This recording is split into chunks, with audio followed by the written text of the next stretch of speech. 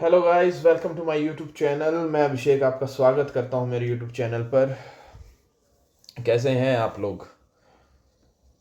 कभी आपने सोचा है कि कुछ रिश्तों में कोई एक इंसान हमेशा पीछे भागता रहता है और वहीं दूसरा इंसान हमेशा पीछे हटता रहता है।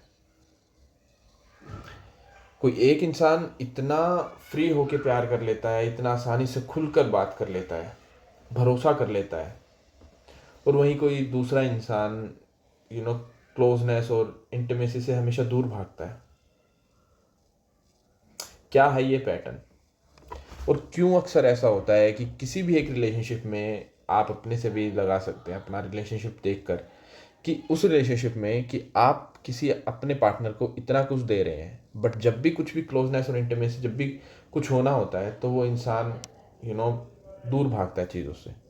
वो उस तरीके से रिएक्ट नहीं करता जिस तरीके से आप देखते हो उसको या आप करना चाहते हो, बट ऐसा नहीं। और आज हम उसी पैटर्न और उन्हीं चीज़ों के बारे में बात करने वाले हैं। साइकोलॉजी में इसे अटैचमेंट थ्योरी के नाम से भी जाना जाता है। ये थ्योरी जॉन बॉबली ने दी थी। बहुत ही फेमस साइकोलॉजिस्ट हैं जिन्होंने ये थ्योरी दी थी। उनका मानना था कि बचपन से ही जो हमें सबसे ज़्यादा केयर जो हमारी करते हैं, हम उनकी तरफ ज़्यादा झुके हुए होते हैं, उनसे हम ज़्यादा प्यार कर रहे होते हैं। जो भी हमारा फर्स्ट केयर गिवर होता है, हम उससे बहुत ज़्यादा दिल से जुड़े होते हैं, जैसे कि हमारी माँ। तो ये पैटर्न हमारे बचपन से ही चला हुआ होता है कि कोई भी हमारी ज़्यादा केयर करता है, कुछ भी करता है हमारे लिए, हम उसके लिए ज़्यादा झुके होते हैं। तो अटैचमेंट थ्योरी में यही बताया गया है। जॉन बॉबली ने देखा कि कोई एक बच्चा बचपन से ही अपनी माँ के साथ एक अलग लगाव रहता है उसका। उसकी माँ उसके लिए जितना कर सकती है, वो बच्चा उतने में ही खुश है। और कोई अगर उसको कोई एक्स्ट्रा दे, तब भी वो अपनी माँ से उतना ही प्यार करता है। एक पैटर्न देखा जाता है। ऐसा ही पैटर्न हमारे रोमांटिक रिलेशनशिप में भी होता है। शादी से पहले, शादी के बाद, किसी तरीके की भी रोमांटिक रिलेशनशिप में ये पैटर्न देखे जाते हैं। तो आज हम उन्हीं पैटर्न और उन्हीं चीज़ों के ऊपर बातचीत करेंगे। इस थ्योरी में, अटैचमेंट थ्योरी में, मेनली 4 जो अटैचमेंट स्टाइल्स हैं उनके ऊपर खास तौर पर ध्यान दिया गया है। तो पहला जो हर कोई जानता है कि पहला, कोई किसी भी रिलेशनशिप में आप अपने पार्टनर को कितना सिक्योर फील कराते हो, कितना सेफ फील करवाते हो, बहुत ज़रूरी होता है। और जिस भी रिलेशनशिप में कोई भी पार्टनर अगर सिक्योर या सेफ फील नहीं होता, वो रिलेशनशिप हमेशा एट द एंड टूटता ही टूटता है, या अगर नहीं टूटता है तो वो टॉक्सिक बन के रह जाता है। वैसे ही जो हमारा पहला अटैचमेंट स्टाइल है, वो सिक्योर अटैचमेंट ही है, जिसमें उन्होंने बताया था कि कोई भी रिलेशनशिप, कोई भी 2 इंसान अगर एक साथ जुड़ते हैं, तो अगर एक दूसरे को जितना सिक्योर और सेफ फील करवाएंगे उस रिलेशनशिप में, वो रिलेशनशिप उतना ही लंबा चलेगा। सिक्योर रिलेशनशिप मीन्स कि आप किसी अपने पार्टनर से ज़्यादा फालतू के सवाल जवाब नहीं करते हो। आप दोनों में इतनी अंडरस्टैंडिंग है कि आप बिना बोले ही कुछ बातें अपने आप समझ लेते हो।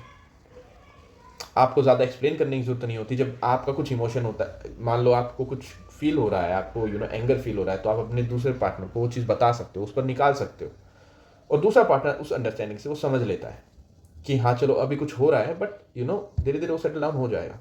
तो इन्हीं चीज़ों में यही होती है सिक्योर अटैचमेंट, कि आपको ज़्यादा किसी भी चीज़ों से ऐसा ना लग रहा हो कि यार ये पार्टनर कि मुझे अभी भी ये प्यार करता है नहीं करता है, मैं इसके साथ रह तो रही हूँ या रह तो रहा हूँ, बट पता नहीं क्या है, हमारा आगे चल के बन पाएगा या नहीं बन पाएगा, कि या किसी और से अटैच तो नहीं हो जाएगा या हो जाएगी।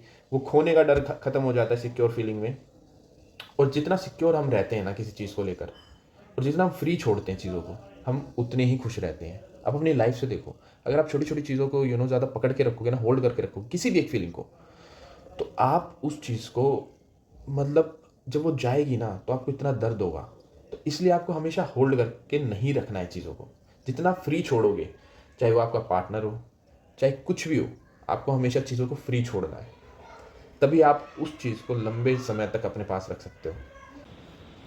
सो दूसरा अटैचमेंट स्टाइल है एंग्शियस अटैचमेंट। सो सिक्योर फीलिंग जब हमारे अंदर होती है, तो उसका अपोजिट भी कुछ होता है, और अक्सर लोग उसी रिलेशनशिप में ज़्यादा रहते हैं आज के टाइम पे खासकर, कि आप ज़्यादा सिक्योर नहीं रहते हो। आप कोई भी एक इंसान तो उस रिश्ते में सिक्योर फील करना चाहता है या करवा भी देता है कि हाँ ठीक है, बट दूसरा इंसान हमेशा एंग्शियस रहता है कि ओह क्या मैं इसको डिज़र्व करता हूँ, क्या मुझे डिज़र्व करती है। इस तरीके के ओवर थिंकिंग चलता रहता है। उसमें वो हमेशा सोचता रहता है कि ये रिलेशनशिप मेरे लिए है, क्या लंबा टिक पाएगा।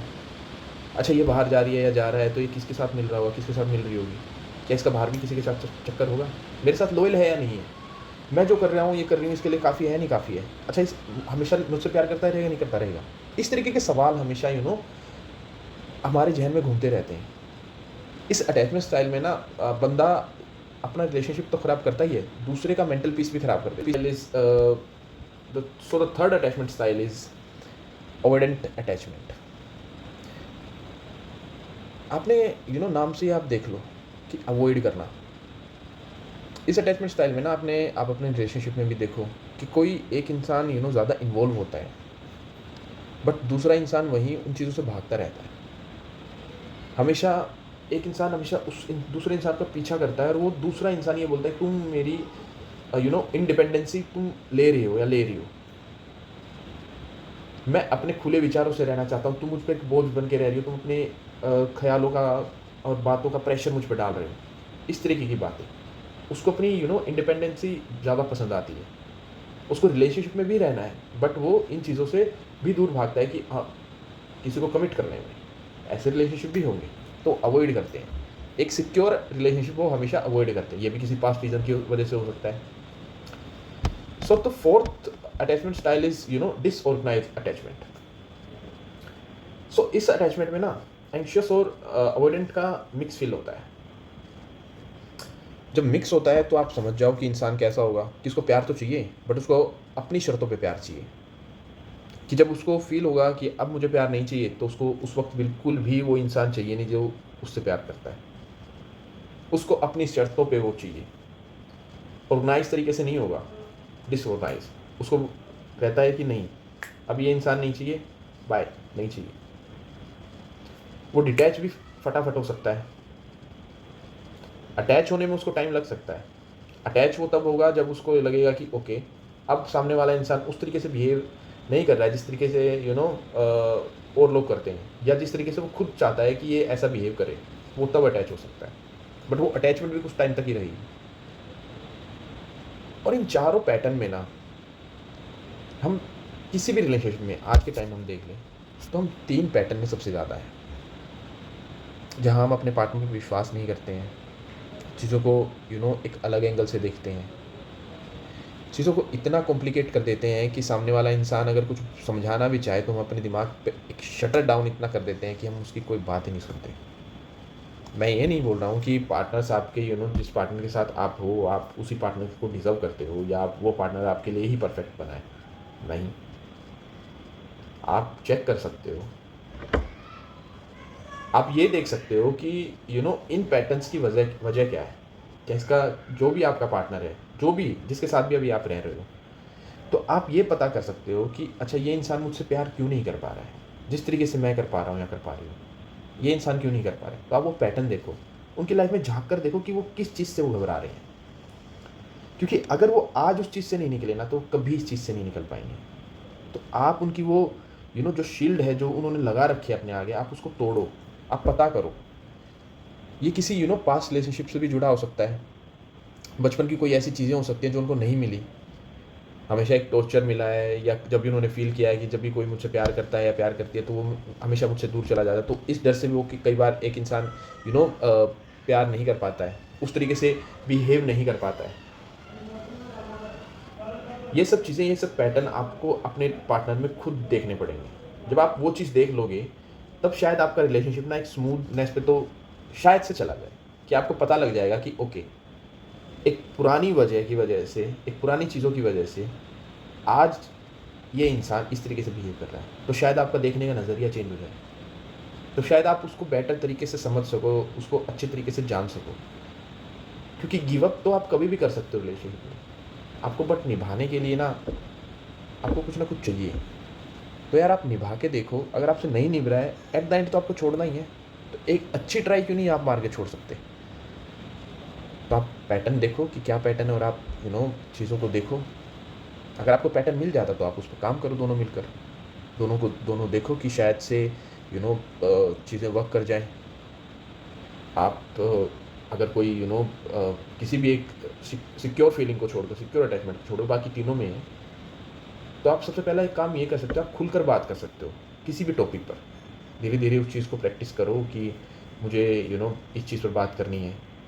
दोनों एक उस मुद्दे पर बात करो जो भी आप लोग करना चाहते हो, खुलकर बात करो, एक ट्रस्ट रखो एक दूसरे पर। कुछ भी हो जाए ये पार्टनर मुझे छोड़ के नहीं जाएगा, वो ट्रस्ट रखना ज़रूरी है। देखो कोई ना कोई तो छोड़कर कभी ना कभी तो जाएगा। अगर आपको इतना ही डर है तो कोई ना हमेशा तो हमारे साथ नहीं रहने वाला, तो आप एक कम से कम ट्रस्ट तो रख सकते हो।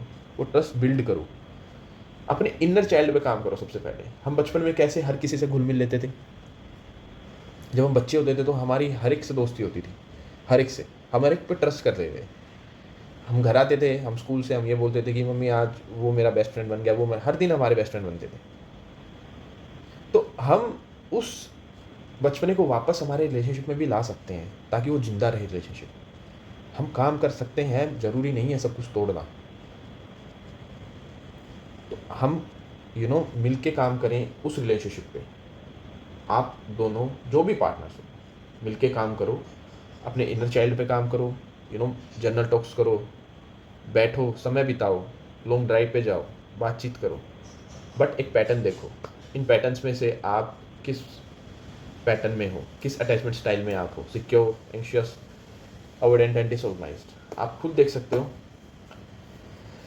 तो अगर अब ऐसे भी आपको ये बुक पढ़नी हो अटैचमेंट थ्योरी, तो आप देख सकते हो। It's called attachment theory volume 1। तो अगली बार जब आप खुद को एंक्शस महसूस करो तो आप अपने पार्टनर से बात करो, अवॉइडेंट महसूस करो तब भी बात करो। बात करने से ना चीज़ें ऑटोमेटिक सॉल्व होनी स्टार्ट हो जाती हैं।